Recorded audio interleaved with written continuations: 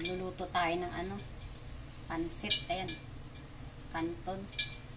Kasi sayang naman yung pansit kanton na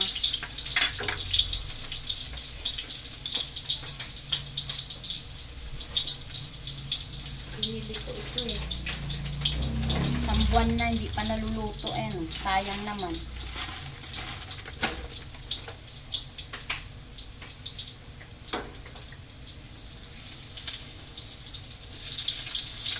Suotin natin.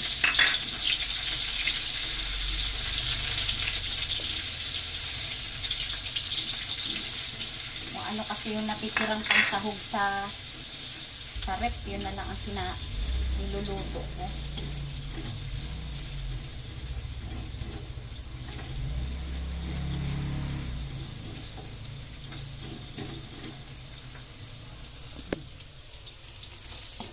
Chicken balls yan. Yung sahog niya.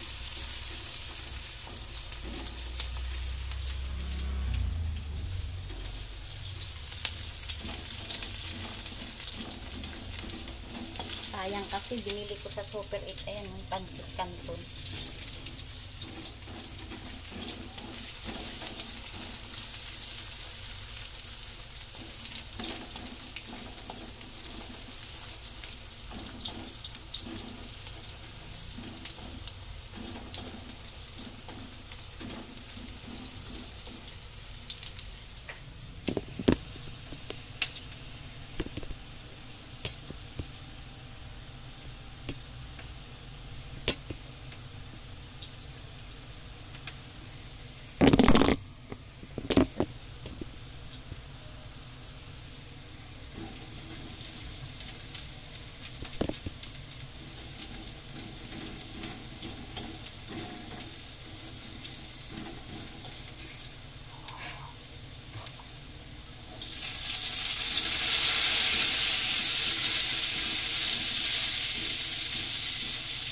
Madaling luto lang. Mabilis lang ito pag pansit kanton. Masarap kasi yung magulay.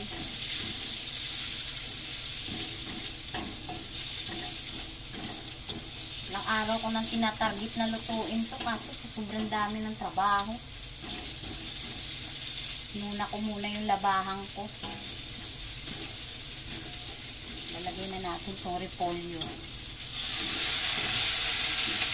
Masarap pag maraming repolyo.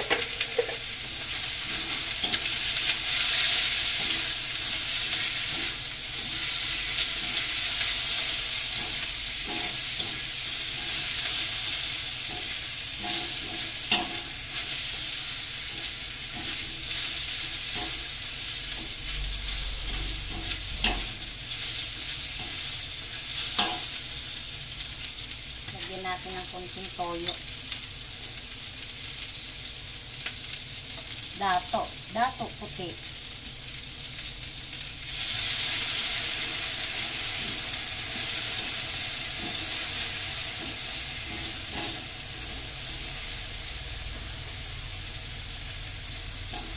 Tapos lagyan pa natin mamaya ng konting oyster sauce. Lagyan natin ng paminta. Ayan. Black pepper.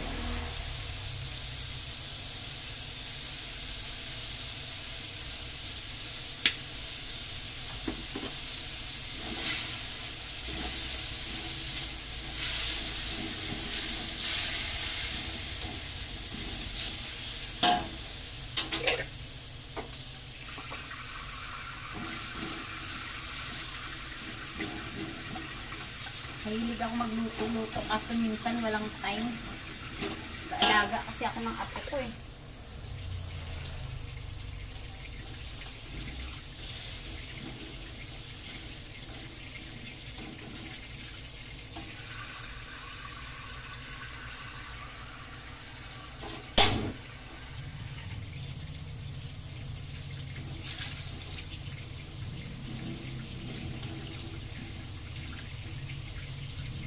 Tayo natin kumulo. Ilagay natin yung kanton.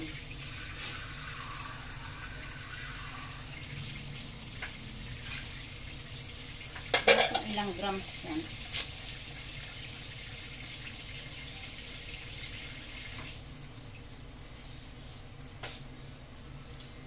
Gusto ko kasi sa pansit canton, chicken cubes yung nilalagay.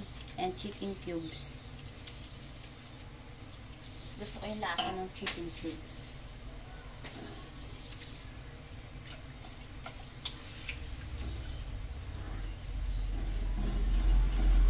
Sayang kasi yung aking repolyo at saka yung carrots. Kalagay lang sa rep to, matagal na.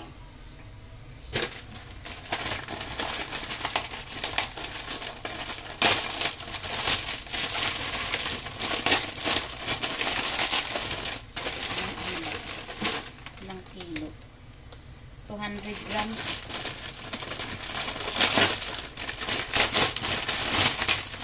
200 grams. So,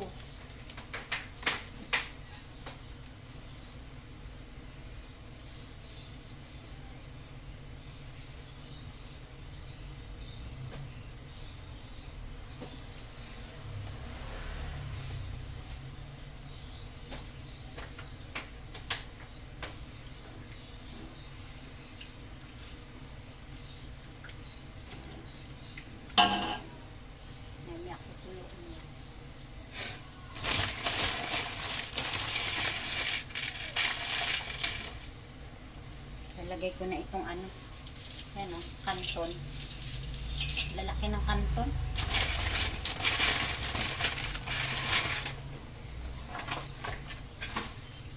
Hinayang kasi ako eh. Nung nag-crib ako, binili ko yan. Nag-crib ako sa kanton, binili ko, pero hindi ko naman naluto, na-stock lang. Minsan kasi pag marami kang ginagawa, nalilimutan mo na rin kumain. Pagising mo sa umaga, wala, maglinis, maglaba, mag-alaga. Pagtapos naman ng ano na yan, magtinda. Kaya wala nang time minsan.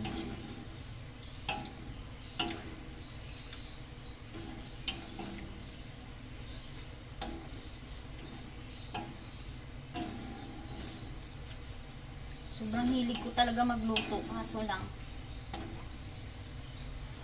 minsan hindi ako makapormang pumunta ng palengke kasi yung aking apo walang maiiwanan. Yung aking anak kasi puyat din dahil anong oras na nagsasara ang kapihan niya. Yung kanyang munting business, nagsisikap din yung bata kasi next year mag-aaral na, college. Nagsisikap din siya kahit papaano nakakatulong sa amin.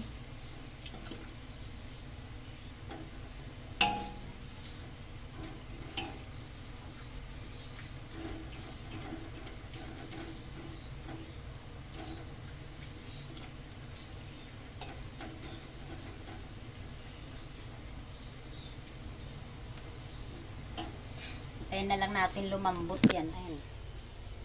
Ayan na yung pansit. Antayin na lang natin lumambot yung kanton. Mamaya okay na yan.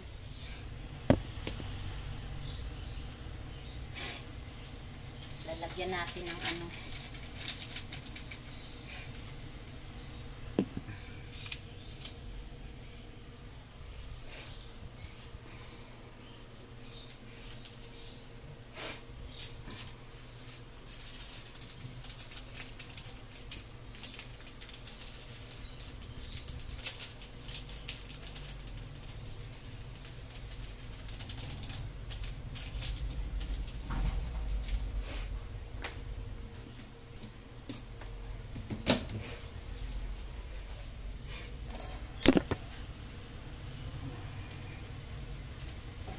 Pansit canton ako, nilalagyan ko nito.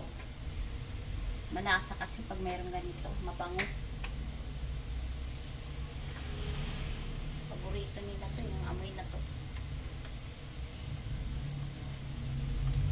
Alam mong ano, nasa yung nag-ano ka ng sisig.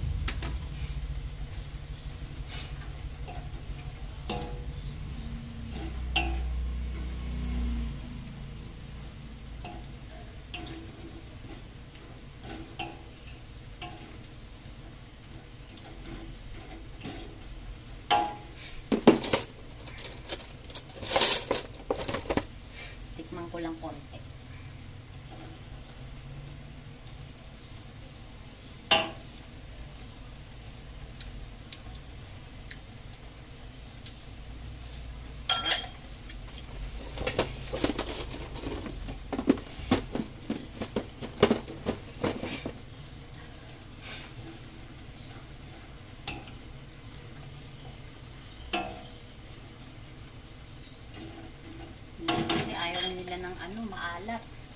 Gusto nila yung tama lang. Tsaka ayaw nila ng matoyo.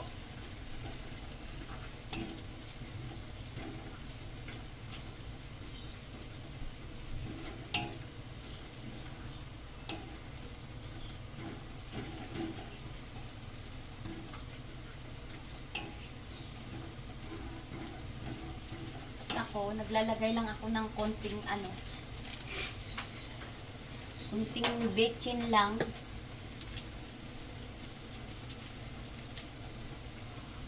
konting bechin lang. Ito diba, konti na.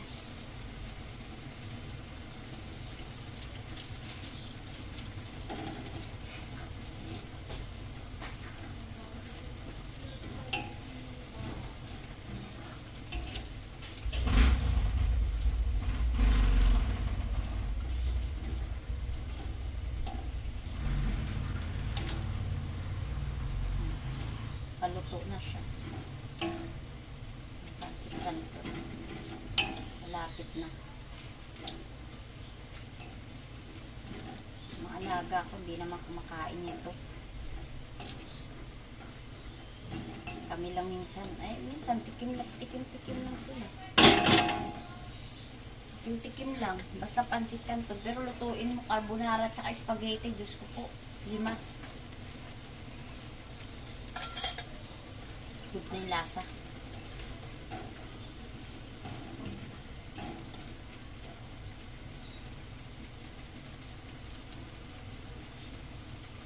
Ano na lang natin yung ano. Yung okay na. Kunti pa. Yung noodles.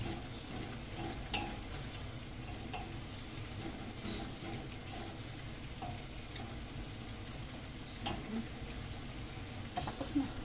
Paluto na, ayun na. Ganun lang kabilis. Ayun. Diba? Ganun lang siya kabilis. May sasalin na natin yan. May konti. Ay, ito yung nililinis ko maghapon. Ay, mula, ano, gising ako ng 8. Yan. Yan, nililinis ko lahat yan. Hanggang dun sa taas. 2 kwarto yan. Tapos doon naman, maya, magbubukas kami ng kapihan. Una ng apo ko. Tulog pa yung apo ko sa taas. Yan yung kapihan namin. Yan. Yan yung kapihan namin. Yan. Sa hapon naman yan. Yan.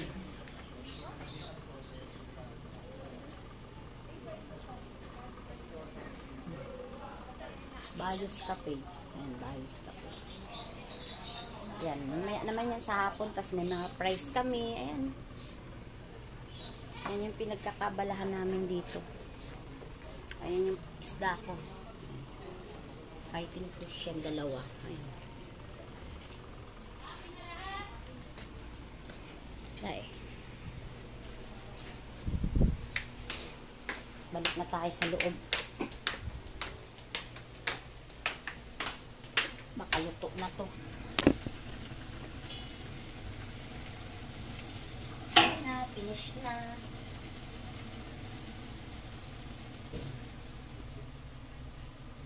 Pagbaba ng mga alaga ko, luto na. Pero lunch pa lang to, ha. Niluto ko na agad.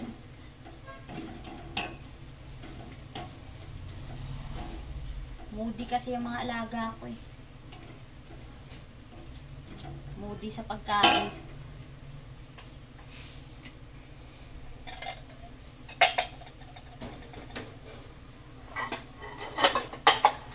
Lalagay na natin yan sa bowl.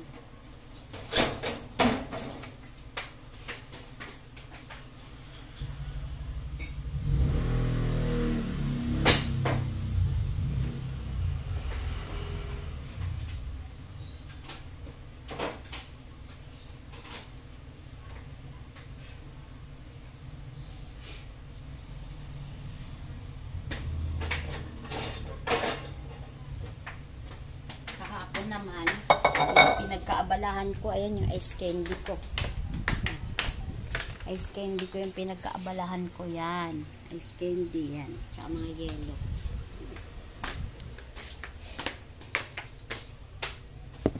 Sasalin ko na.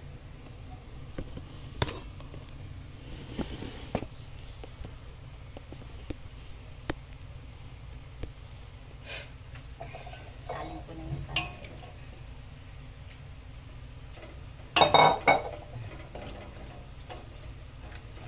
Sabaw-sabaw pa.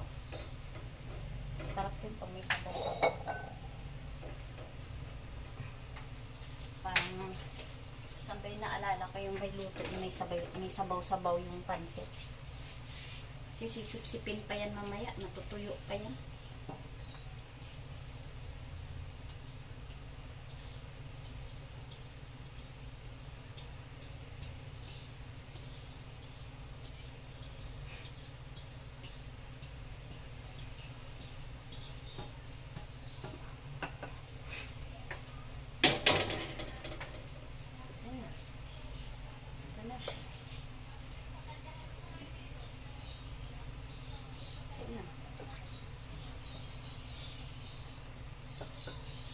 Sisipsipin pa kasi yan mamaya eh.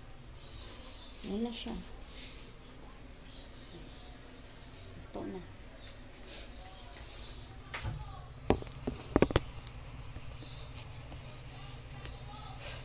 Lilipat na natin dito sa lamesa.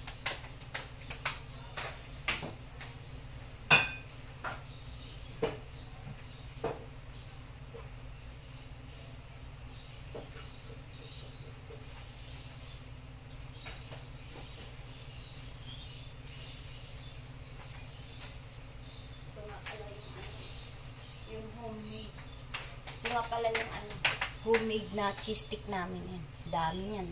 200 pieces yan. Ubos yan maghapon. Kasama yan ang price sa pagtitinda.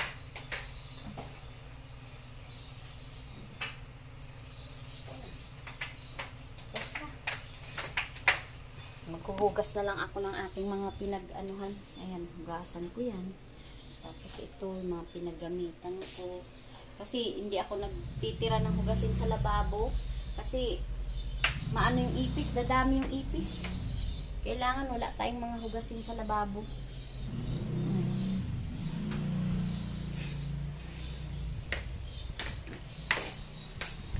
Bukas naman uli.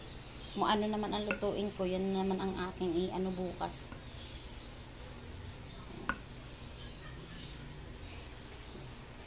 Ito nga pala oh. Ito, yung bagoong. Yan. Ako rin gumawa niyan. Nag-stock talaga ako niyan. Magawa ako ng kalahating kilo. Pag may sumobra, binibigyan ko kung sino may gusto. Kaibigan ko, gano'n. Mga gustong humingi. So, anak ko man naman, ayan, umorder ng ano. Ano ba ito? Crab. Yung tabaan, aligi ng ano. Crab, haligi ba yun? Haligi ng ano yun? Okay na. Bukas naman uli. Bukas naman uli ang ating vlog. Good morning, good morning. Anong oras na ba? Hindi, good afternoon na pala. Late na ang good morning ko. Mga day, late na ang good morning ko, day. Hapon na ba? Ngarag si Inday, oh. Kahapon ba naman, binira ko yung labahan ko, punong-puno. Ngayon, wala na siyang laman. Ayan, oh, wala nang laman. Ayan na lang, oh, yan. Kunti na lang. Nung ano yan, puno-puno yan. Binashing ko. Umabot din ako ng ilang oras. Nag-start ako ng mag-washing. Nag-start ako ng 1 o'clock ng hapon. Natapos ako 6 ng gabi. 6 na rin ng gabi. Ganon kadami. Diyos ko po. Yan ang buhay ko dito sa loob ng bahay. Magtinda, mag-ano. Kung ano lang kaya, tulong. Sige lang. Hanggat nabubuhay, huwag mawala ng pag-asa. Bye. See you tomorrow again.